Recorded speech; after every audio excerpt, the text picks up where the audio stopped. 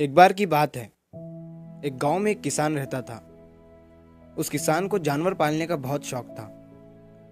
उसके पास पहले से ही बहुत सारी भैंसें थी जिनका दूध बेचकर वो अपना घर चलाया करता था। तो एक दिन उस किसान ने एक खरगोश और एक बंदर को भी अपने घर में पाल लिया।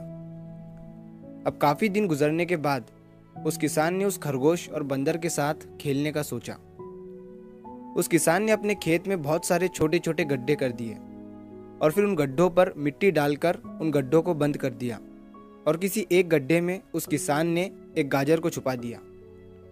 अब उस किसान ने खरगोश और बंदर को उस गाजर को ढूंढने के लिए कहा।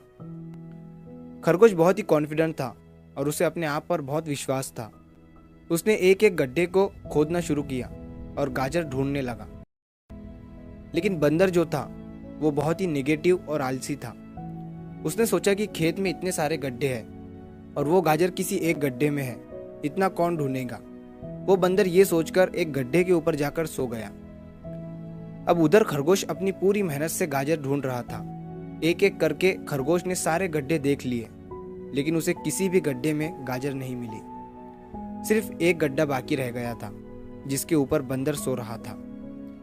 अब खरगोश बंदर के पास जाता है और उसे उस गड्ढे पर से उठने के लिए कहता है।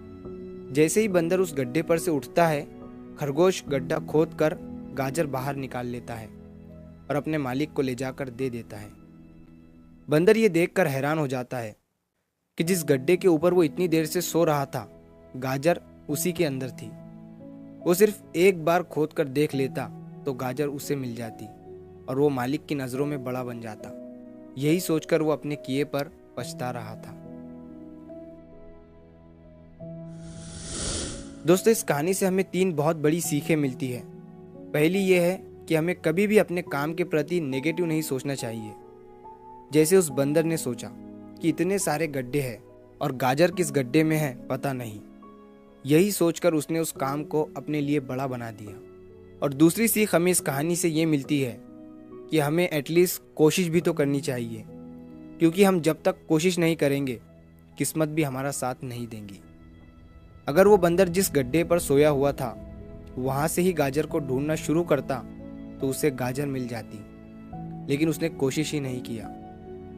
और तीसरी सीख हमें इस कहानी से ये मिलती है कि हमें जल्दी हार नहीं माननी चाहिए। अब हमें नहीं पता कि हमें अपने काम में कौन से साल में कामयाबी मिलेंगी। वो 2025 हो सकता है, 2030 हो सकता है या 2032 भी हो सकता है, लेकिन हमें कामयाबी तभी मिलेंगी जब हम पॉजिटिव सोच के साथ कोशिश करते रहेंगे और हार नहीं मानेंगे। तो अगर आप इस कहानी को और भी लोगों तक पहुंचाना चाहते हो तो इस वीडियो को लाइक करो ताकि YouTube इस वीडियो को और भी लोगों तक पहुंचाए। और अगर कहानी अच्छी लगी हो तो हमारे चैनल को सब्सक्राइब ज़रूर करिए। मिलता हूँ मैं अगली बार इसी तरह की कहानी के साथ। तो सब्र करो, शुक्र करो और ज़िंदगी में आगे बढ़ो।